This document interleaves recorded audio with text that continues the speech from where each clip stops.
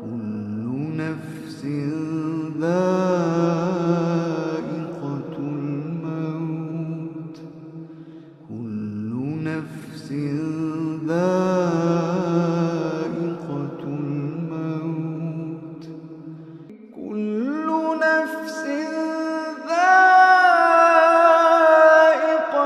الموت كل نفس ذائقة الموت كل نفس ذائقة الموت. Meet Ali Banat, a friend of mine, a young Muslim born and raised in Sydney, Australia, who has lived quite a successful life. However, it was only recently that his life took a dramatic turn. This is Ali's story. Where are you at now with your life? What's happened to you? And at this point in my life, wallah, I've been gifted, alhamdulillah, by Allah with cancer throughout my body, and I've changed my whole life to sort of helping people. Why do you call it a gift, Ali? And alhamdulillah, it's a gift because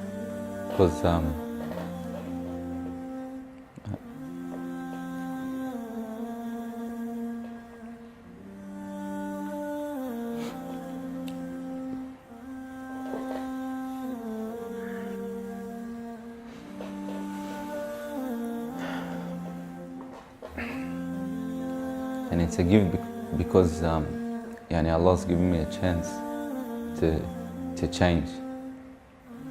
What has having cancer, what has it opened your eyes to? SubhanAllah, everything in life, even the smallest gift, like breathing fresh air.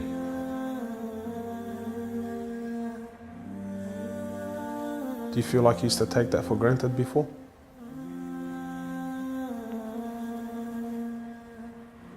How long have you had cancer for?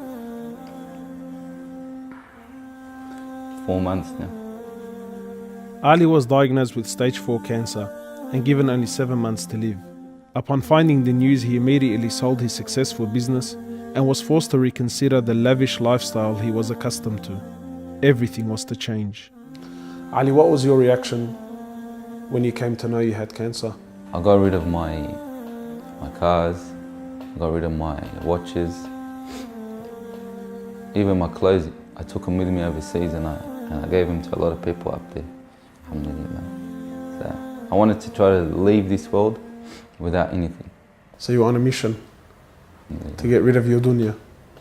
It wasn't until Ali invited us into his room that we truly understood the luxurious lifestyle that he was living and the extent of the sacrifice that he was making. What's all this, Ali? Talk to me, explain this It's stuff. a bracelet, costs about 60,000. $60,000. Yeah. What do you have in these boxes, Ali? They're all my shoes, alhamdulillah. Louis Vuitton? All Louis Vuitton. How much is something like this worth, Ali? They're probably about 1,300, How much you pay for that, Ali? about 700 Ones. for a pair of thongs, yeah. So what's happening with the sunglasses here, Ali? I just like collecting different sunglasses. Yeah? I've got rid of a lot of them. I gave them to a couple of brothers in Africa, alhamdulillah. Can I try one of these hats on? I've only mentioned them in my talks like 100 times. You can try the red one on. It's limited edition one. Barakallah. What do you reckon else? Sheikh Gucci. Ali's interest in the dunya has left him abruptly and no longer holds a place in his heart. So Ali, what do you feel now, like when you look at this? And driving something like this doesn't really cross my mind anymore. It's not something I would want to do no more. After someone tells you, or you find out that you're sick, or you haven't got much time in this life, wallah, this is the last thing you would want to chase. And this is how we should be living our life every day. Car like this, people would love to be in it, people would love to own, people would love to drive it. Wallah, they're going for the wrong goals. And you realize that when you get sick, when someone tells you you haven't got long to live, you realize all this stuff it does not benefit us in any way. So what's the value of this in your heart now? This is worth one pair of thongs for a little African child with no thongs. Wallahi, it's worth more than me to see him smile with a pair of thongs than own one of these. Wallah al-Azim. Ali has since dedicated the remainder of his life and wealth to helping those who are far less fortunate than him. After an emotional journey to Africa, Ali has established a charity titled Muslims Around the World Project. The organization wasted no time in the construction of a masjid and a school in Africa to serve as an ongoing charity for him when he finally has to depart this world. Well, it all started from when I went to the cemetery when a brother that has cancer passed away. And I was at the cemetery and I was just thinking to myself, after you go, there's nothing. There's no one there for you. No mother, no father, no brother, no sister, except for your deeds. And even your money is not going to be there for you. So the only thing that's going to be there for you is a sadaqah. And that's the only thing that's going to help you gradually through your time in the grave till you get to the ultimate destination. As the reality of death further sinks in, Ali spends most of his personal time in preparing himself for his final meeting with his Creator, Allah. The Prophet of Allah says, sallallahu alaihi wasallam, more or less, he says, he who loves to meet Allah, Allah loves to meet him. And he who hates to meet Allah, Allah hates to meet him. Are you loving to meet Allah? Because of this cancer, I've been advised by one of the brothers to take a special drug to help me with pain and stuff. And subhanAllah, it's very strong. I took a bit too much and I came into a whole different world within not knowing where I was, and it was very hard for me. And subhanAllah, I actually seen things I've never seen before. And my family were there all standing around me, and I was pointing.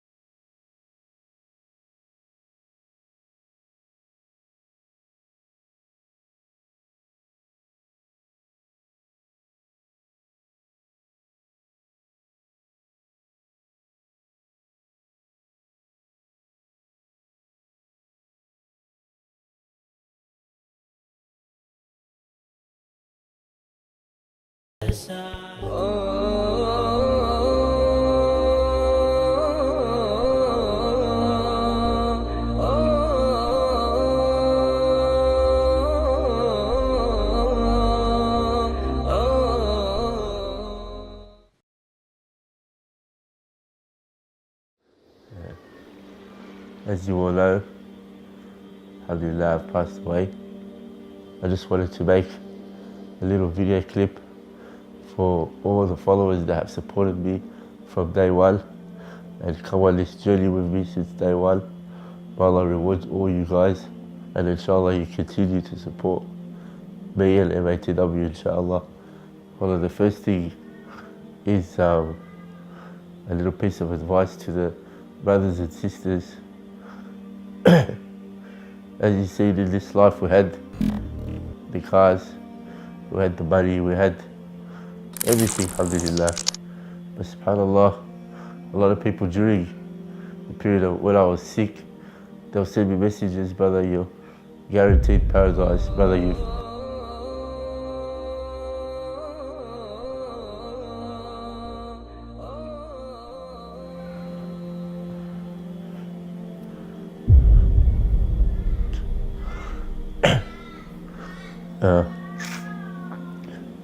Brother, you've done so much for just the simple blessing that Allah subhanahu wa ta'ala has given us, like waking up in the morning and being able to walk to the bathroom by yourself. So these things slowly got stripped away from me during the last of my life, alhamdulillah. Wallahi, some of us don't get that chance from Allah subhanahu wa ta'ala to know when we're going to pass away. Some of us, and a lot of us, just pass away suddenly. You've heard many stories where brothers and sisters have died in clubs or overdosed, or whatever it is, subhanAllah. So during your life, brothers and sisters, just try to have a goal, try to have a plan, try to have a project that you work towards. Even if it's not you personally doing it and you're funding someone else's projects, just do something, because wallahi you're going to need it on the day of judgment. And for the brothers and sisters that are chasing this life, one of my advice to you guys is, this life is becoming, before we used to say 5 years ago, 10 years ago, certain things were happening. Now it's every month things are changing. Allah, we're following our desires more than we're following Islam these days. We're just going to be careful, because wallah, it's not a joke anymore. Our kids are getting affected, everyone's getting affected. Wallahi, sometimes I used to just sit on my bed and cry, because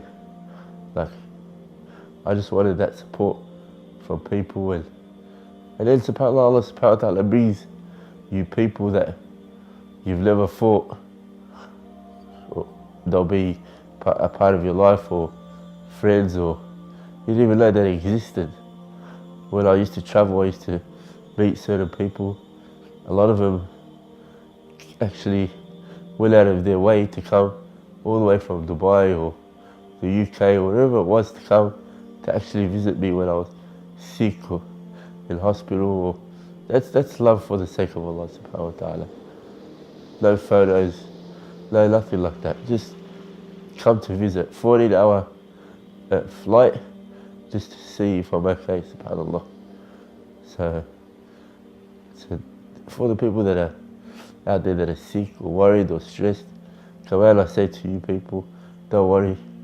Allah subhanahu wa ta'ala will send you people that you've never expected if you really need someone. You just have to have trust and tawakkul in Allah subhanahu wa ta'ala. So a little advice for everyone out there. Inshallah, if you can inspire 1, 2, 3 people to do something, remember when you're in that grave, inshallah, then you'll be getting rewarded for everything they've done. That'll help on the day of judgment. So always try to have a project or a plan that you're working towards in this life, inshallah. Inshallah, that'll help us in our grave and the hereafter. Jazakallah khairan wa assalamu alaikum.